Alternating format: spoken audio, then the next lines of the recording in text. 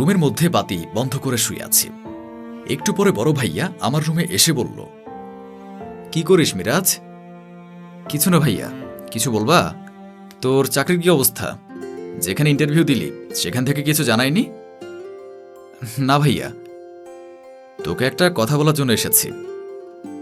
বলো। আমার শাশুড়ি গ্রাম থেকে শহরে আসবেন কিছুদিনের জন্য বেড়াতে।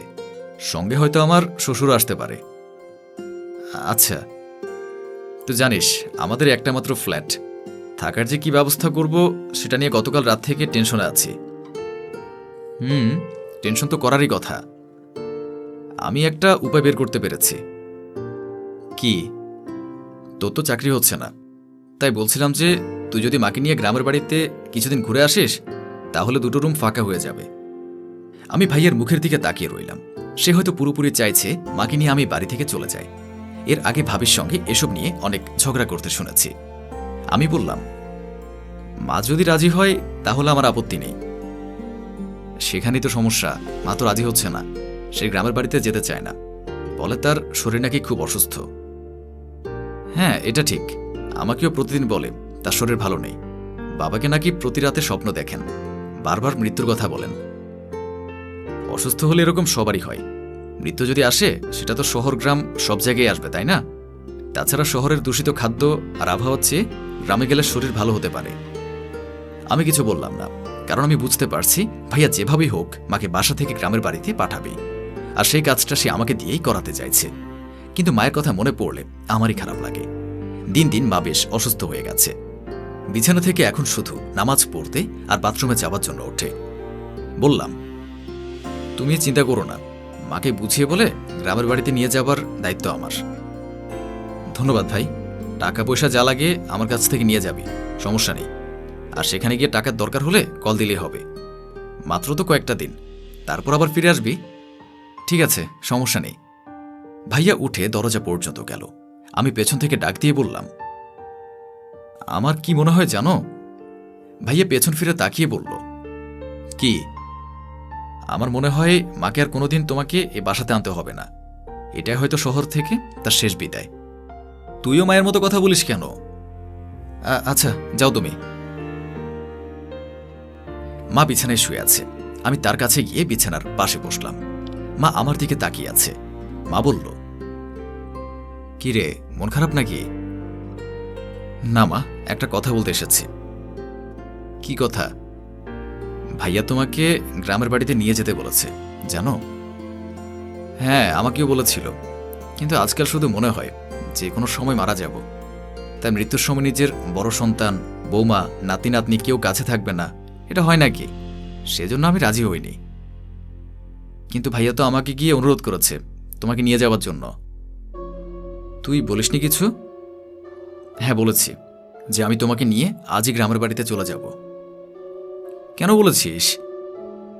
মা, তুমি বোঝার চেষ্টা করো। ভাইয়া তোমাকে কিছুতে রাখতে চাইছে না। হয়তো ভাবির সঙ্গে নিয়ে ঝামেলা হচ্ছে তার। তোমার জন্য তোমার সন্তানের পরিবারে ঝামেলা হচ্ছে।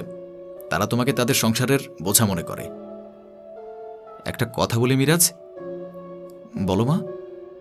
তোর ভাইয়া যখন বিয়ে করে তখন তো বলল বৌমা নাকি খুব ভালো মেয়ে, কিন্তু এখন সে মেয়ে আমাকে সহ্য করতে পারে না কেন? আমার ছেলের বাসায় থাকি, তাহলে সেখান থেকে আমাকে তাড়িয়ে দিচ্ছে কেন? এসব নিয়ে কষ্ট পেও না মা। তুমি যদি এখানে থাকো তাহলে এদের ঝামেলা দিন দিন বাড়বে। ভাবি তার উদ্দেশ্যে সফল হতে না পেরে আরো ঝামেলা বাড়াবে, তখন তুমিও কষ্ট পাবে। তার চেয়ে বরং তুমি আমার সঙ্গে চলো। আমি তো আছি মা। গ্রামের বাড়িতে বাবার কত স্মৃতি, সেখানে গেলে তোমার মন ভালো হয়ে যাবে। বাবা একা একা আমাদের গ্রামের বাড়িতে কবরে ঘুমিয়ে আছে, তার কবরটা দেখতে পাবো। আমাকে কবে নিয়ে যাবি মিরাজ? আজকে বিকেলে রওনা দেব। ঠিক আছে, তুই ব্যবস্থা কর। গ্রামের বাড়িতে এসেছি বেশ কিছুদিন হলো, কিন্তু মায়ের অসুস্থতা দিন দিন বাড়ছে। প্রথম প্রথম সপ্তাহখানেক ভালো ছিল, কিন্তু তারপর হঠাৎ করে একদিন জ্বর হলো। সেই থেকে মা বিছানা ছেড়ে উঠতে পারছে না। আজকে সকালে আমাকে ডেকে বললেন, আমি মনে হয় খুব শীঘ্রই মারা যাব বাবা। চুপ কর তো মা, সবসময় এরকম করো কেন? তোর ভাইকে একটু খবর দে না। মৃত্যুর আগে সবাইকে একসঙ্গে দেখতাম, ওরা সবাই যেন গ্রামে আসে, বলে দেখ না। মায়ের বলার আগেই আমি গতকাল ভাইয়ের কাছে কল দিয়েছিলাম, কারণ মায়ের শরীর সত্যি খুব খারাপ।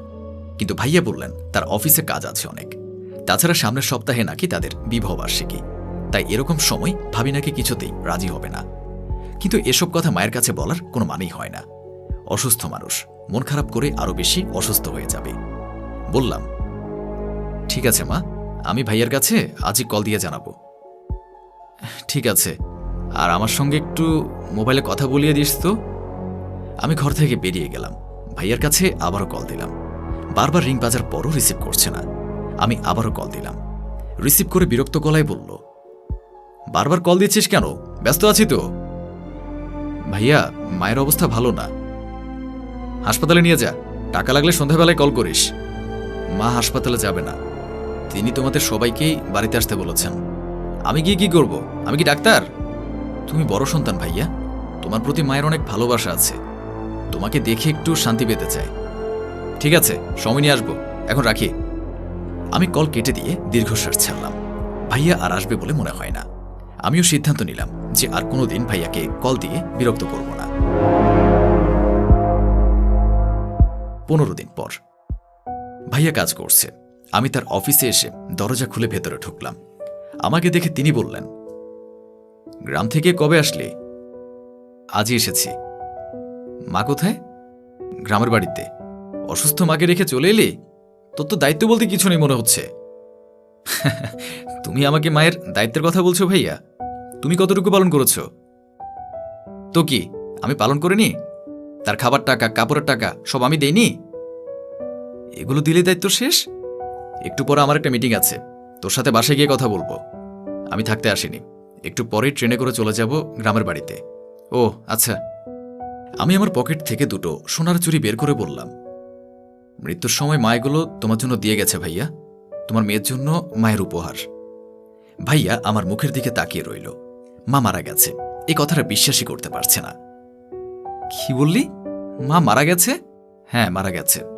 তোমাকে শেষ যেদিন আমি কল দিয়েছিলাম তার 4 দিন পরে মা মারা গেছে। কিন্তু তুমি এমনই দায়িত্বশীল সন্তান, মায়ের অসুস্থতার কথা শুনেও আর খবর নিলে না। আসলে এত ব্যস্ততা যাচ্ছে যে মৃত্যুর আগ পর্যন্তই মানুষের ব্যস্ততা থাকে ভাই। আমরা দুনিয়ার পেছনে ছুটতে ছুটতে মৃত্যুর দ্বারপ্রান্তে গিয়ে উপস্থিত হই, তবু আমাদের ব্যস্ততা কমে না, কিন্তু জীবন ফুরিয়ে যায়। গ্রামের বাড়িতে পাশের গ্রামে একটা স্কুলে ছোট একটা চাকরি পেয়েছি। বাড়িতেই থাকবো আর সেখানে চাকরিটা করব। অন্তত প্রতিদিন সকালে ফজরের নামাজ পড়ে মা বাবার কবর জিয়ারত করতে পারবো। ভাইয়া বসে আছে, আমি বের হবার জন্য পা বাড়ালাম। তারপর আবার পেছনে ফিরে বললাম, তুমি কোনোদিন গ্রামের বাড়ি যেও না ভাই। গ্রামের বাড়িতে তোমার ভাগের যতটুকু জমি আছে সে জমির দাম অনুযায়ী টাকা আমি তোমাকে দিয়ে দেব। তবু কোনোদিন আমার মা বাবার বাড়িতে যাবে না, কারণ তোমাকে যদি গ্রামের মধ্যে দেখি তাহলে সেদিন হয় তুমি মরবে, না হয় আমি মরব। এ কথা বলে আমি বেরিয়ে গেলাম। রাস্তায় নেমে হাঁটতে লাগলাম। আমাকে এখনই গ্রামের বাড়িতে ফিরতে হবে, মা বাবার কাছে। পৃথিবীতে আল্লাহ রাসূলের পর মা বাবার স্থান। ছোট্ট জীবনে আমরা নিজেদের সম্মানিত করতে গিয়ে মা বাবাকে লাঞ্ছিত করি, অথচ একবারও চিন্তা করি না যে এই মা বাবা একদিন আমাকে সম্মানিত করার জন্য নিজেদের সকল সুখ নষ্ট করেছেন।